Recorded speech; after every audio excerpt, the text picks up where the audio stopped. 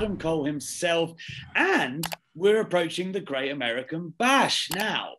This is going to be, it's part 2 in NXT of Adam Cole and Kyle O'Reilly, but we know there are many chapters to this story, really.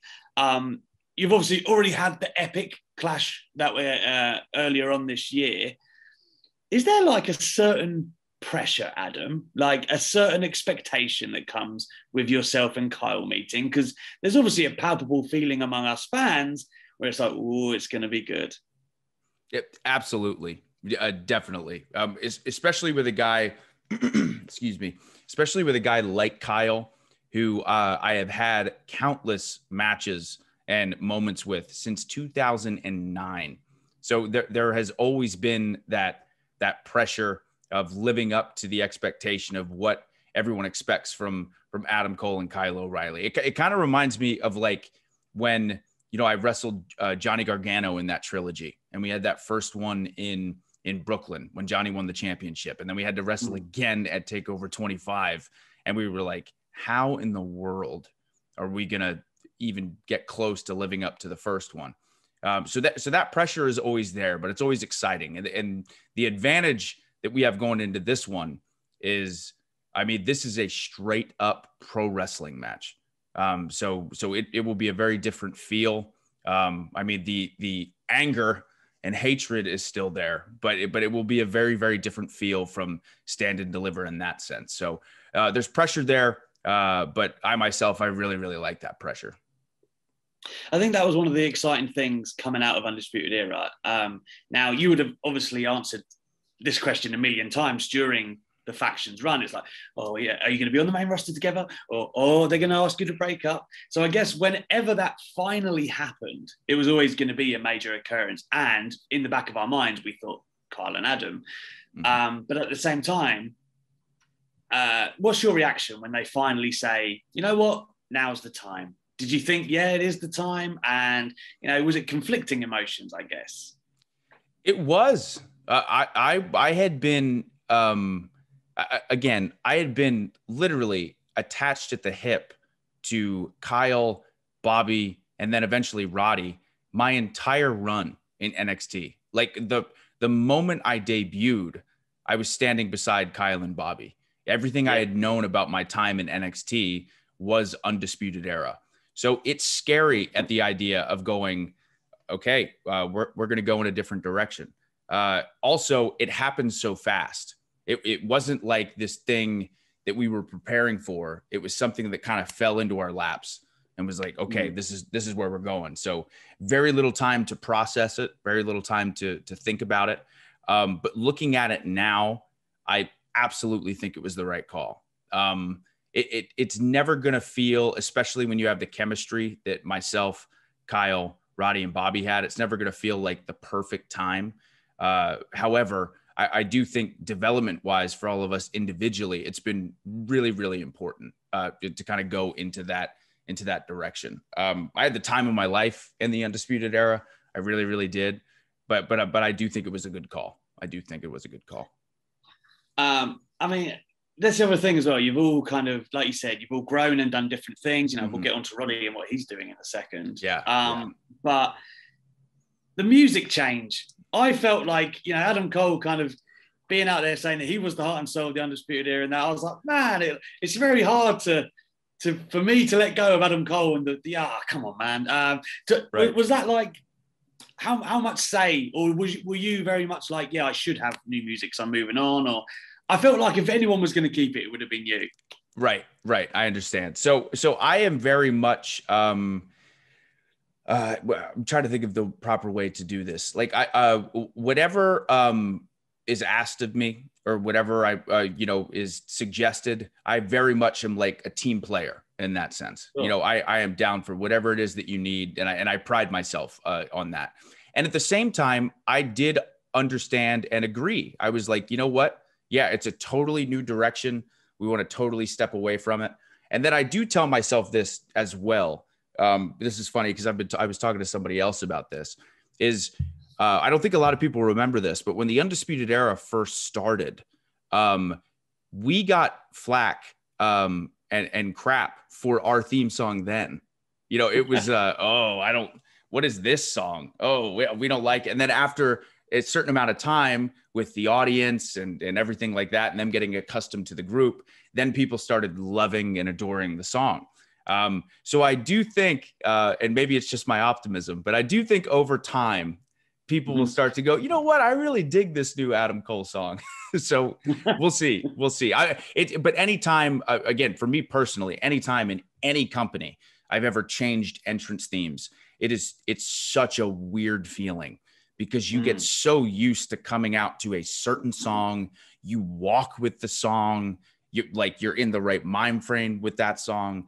But I feel like this new one kind of does fit the swagger of Adam Cole. And I do think over time, people will go, you know what?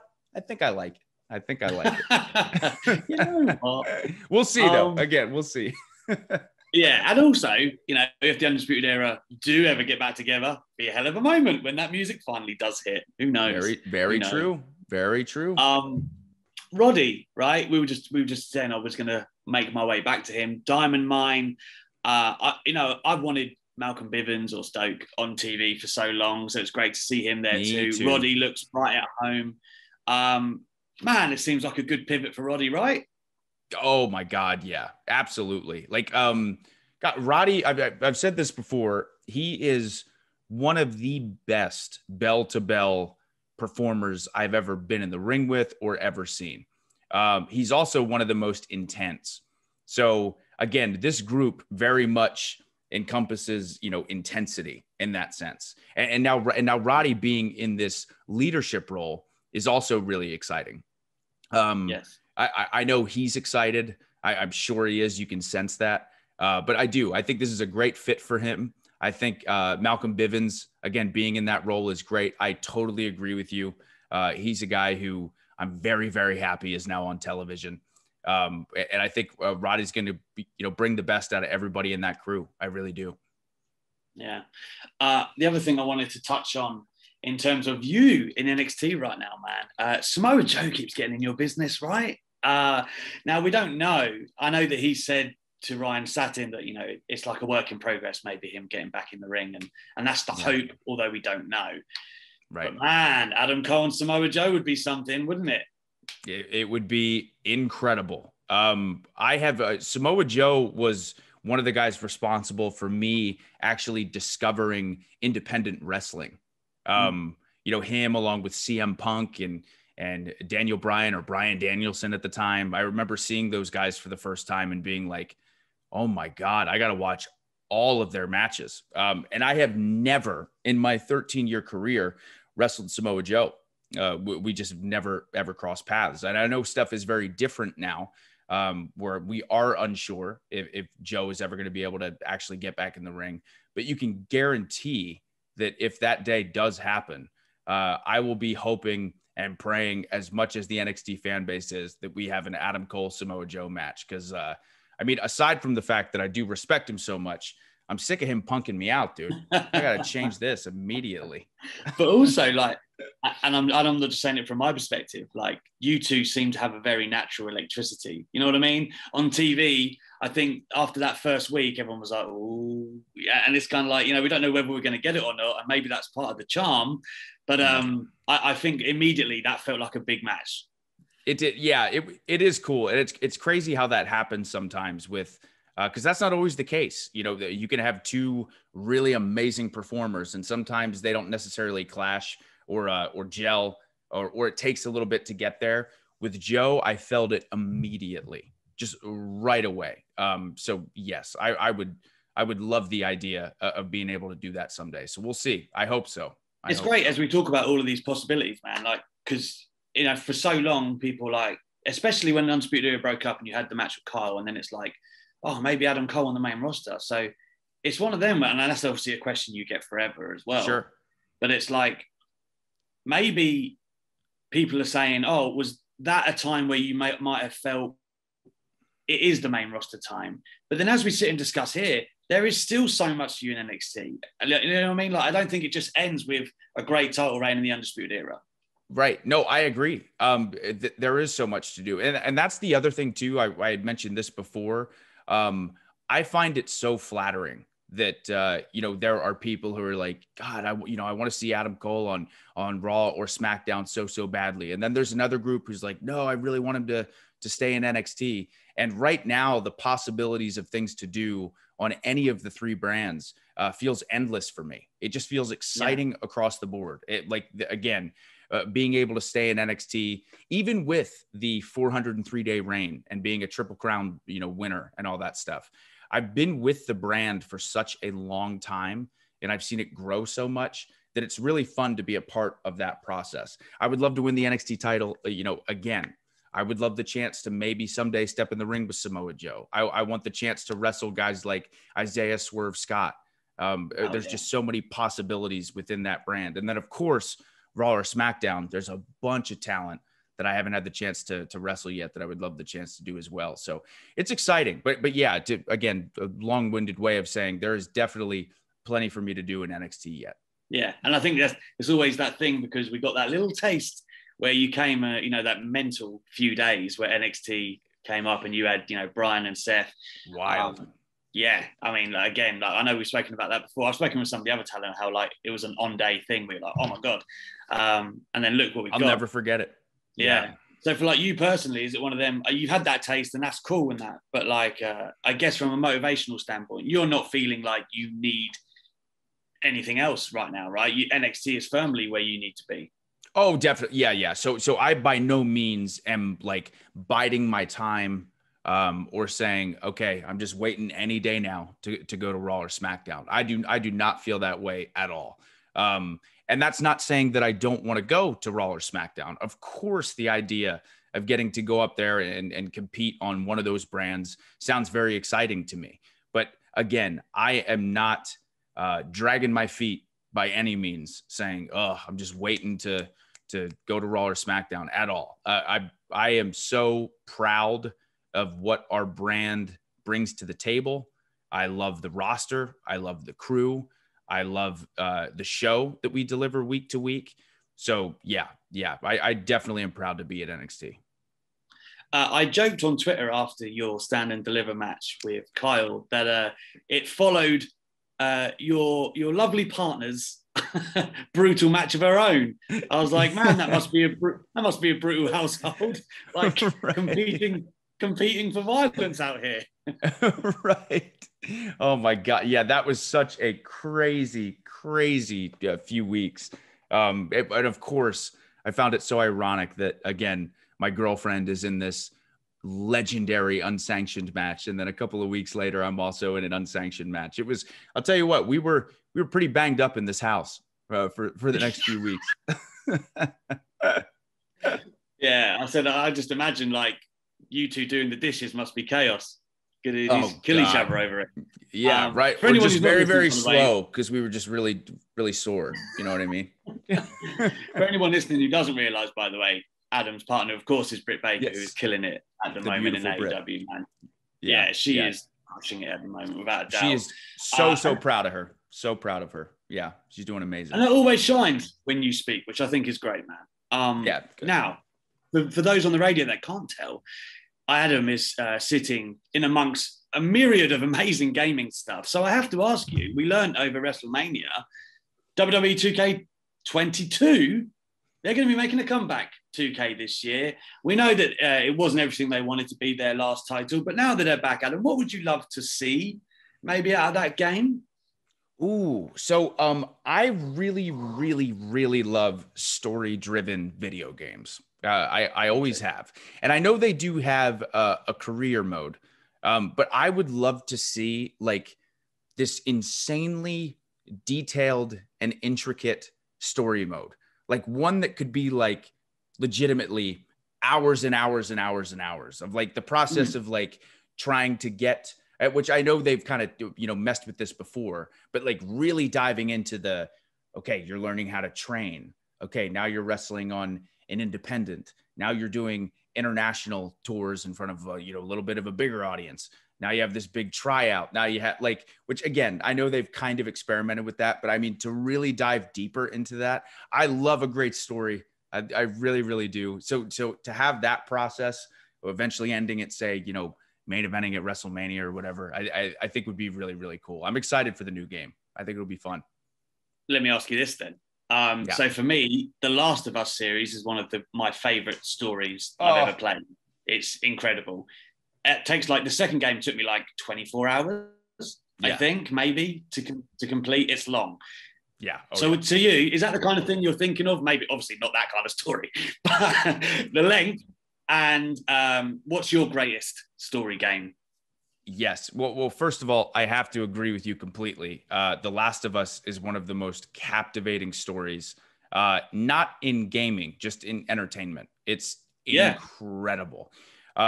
If a wrestling game managed to tell a story with that being that captivating and that compelling, oh my God, it'd be my favorite ever. Because again, that is just so important to me. I like games that make me feel a certain way. So, but my favorite game of all time is The Witcher 3 Wild Hunt.